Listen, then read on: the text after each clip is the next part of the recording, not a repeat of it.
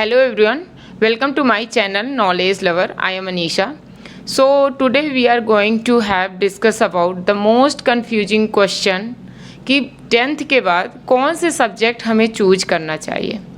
तो हमारे साथ एक पर्सन है who is working in India's leading company, तो उन्हें कुछ नॉलेज है means and he want to share about it.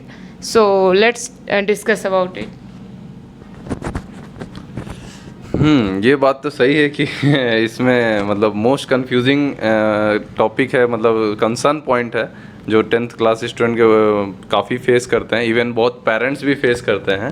तो इसमें मैं ये बोलना चाहूँगा, इसमें कोई हार्ड एंड फास्ट रूल नहीं है, मगर दे आर बेसिकली 3 फैक्टर्स, ठीक है। जिसमें कि अगर हम देख लें, सबसे पहला आता है आपका एकेडमिक स्ट्रेंथ, ठीक है, दूसरा कैरियर गोल, और तीसरा आपका इंटरेस्ट किस फील्ड में है। अगर आप अपना पर्टिकुलरली एनालाइज करें अपने आप को, कोई भी क्लास 10th का स्टूडेंट होता है, जब उसका एग्ज़ाम 10th का बोर्ड एग्ज़ाम ख़त्म होता है, उसके बाद जब उसकी छुट्टियां लगती हैं, तो उसमें इस पॉइंट ऑफ व्यू से उसको सोचना चाहिए, मतलब इन तीनों फैक्टर से हिसाब से, कि मतलब उसका स्ट्रेंथ क्या है, उसका मतलब आगे के लिए क्या उसके कैरियर ऑप्शंस हैं, मतलब क्या क्या वो बन सकता है, मतलब जो वो बनना चाहता है। जैसे बहुत स्टूडेंट्स होते हैं जो कि फोकस्ड रहते हैं कि हमको यही बनना है, तो उसके लिए उस हिसाब से कि ये स्ट्रीम होना चाहिए, उसमें हम लोग जैसे हो या फिर पेरेंट्स हो या कोई गाइड दे के उनका हेल्प आउट कर सकते हैं। तो ये हो गया। तो अगर 1 बाय 1 अगर हम देख लें इसमें कि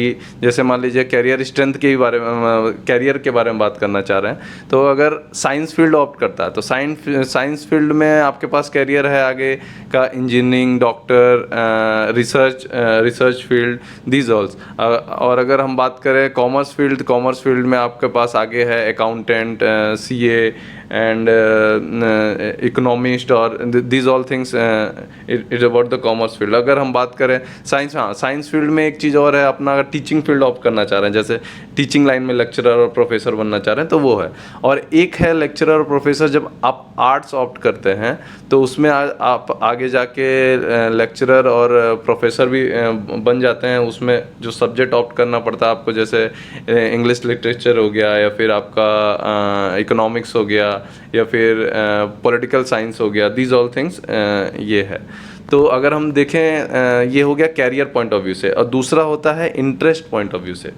तो इंटरेस्ट पॉइंट ऑफ व्यू से उसमें उनको स्टूडेंट को क्या करना पड़ेगा कि अपने मतलब अभी 10th क्लास तक का उनको अपने आप को एनालाइज करना पड़ेगा कि मेरा इंटरेस्ट किस फील्ड में है। जैसे उनने अभी 10th पढ़ा, साइंस पढ़ा। जैसे अगर मैं पर्सनली बात करूं अपने लिए, तो मैंने पर्टिकुलरली मैथमेटिक्स ऑप्ट किया, मतलब इंजीनियरिंग फील्ड के लिए आगे सोच के मैथमेटिक्स ऑप्ट किया था, ना कि साइंस फील्ड में बायो ऑप्ट नहीं किया था, मैथमेटिक्स ऑप्ट किया। तो उसके पीछे रीज़न था कि 10th क्लास तक जो मैंने बायो पढ़ा था उसमें मेरा पर्टिकुलरली फ्लोरा फ्यूना या फिर प्लांट किंगडम, एनिमल किंगडम, ये वाला पार्ट काफ़ी वीक जाता था।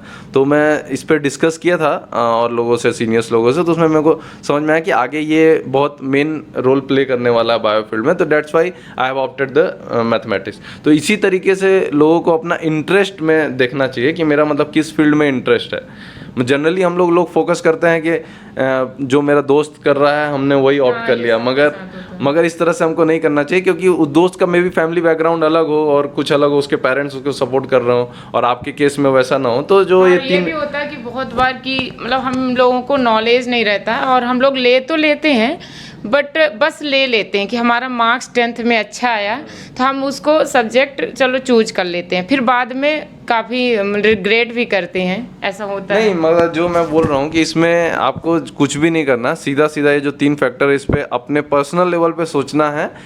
मतलब इजीली क्लियर हो जाएगा आपको। बस इसमें ये करना है कि इसके साथ साथ आपको अपने पेरेंट्स के साथ भी डिस्कस करना है, और आपके अगर जो सीनियर मोस्ट हैं घर पे, या फिर कोई रिलेटिव्स हैं, या फिर इवन फ्रेंड्स भी हैं, उनसे भी आप क्लियरली डिस्कस कर सकते हैं।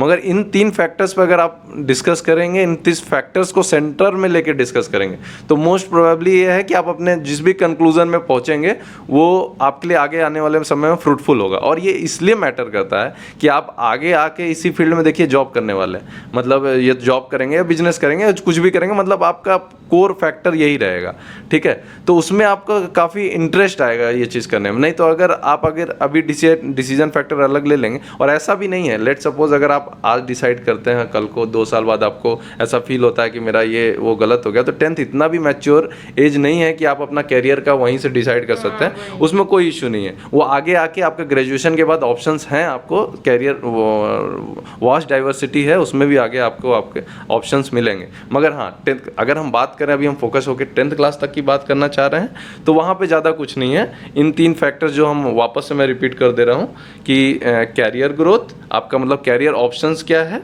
आपके इंटरेस्ट क्या है, और आपका स्ट्रेंथ किस में है, एकेडमिक स्ट्रेंथ किस फील्ड में है, वो अगर ऑप्ट करके सोचें और उन तीनों जो टॉप मेन 3 सब्जेक्ट्स हैं, जैसे कॉमर्स हो गया, साइंस हो गया, साइंस में मैथमेटिक्स और बायो फील्ड अलग हो गया, और तीसरा आर्ट्स हो गया, इन 3 पॉइंट ऑफ व्यू से ऑप्ट करना चाहें, then you are going to be opt the best subject for you. हाँ, जैसे इन्होंने बोला है कि अपने इंटरेस्ट को देखकर, कैरियर गोल को देखकर सब्जेक्ट चूज करना चाहिए, तो शायद ये पॉइंट्स आपको काफ़ी हेल्प मिलेगी। So thank you for watching. मिलते हैं नेक्स्ट वीडियो में नेक्स्ट टॉपिक के साथ। Thank you.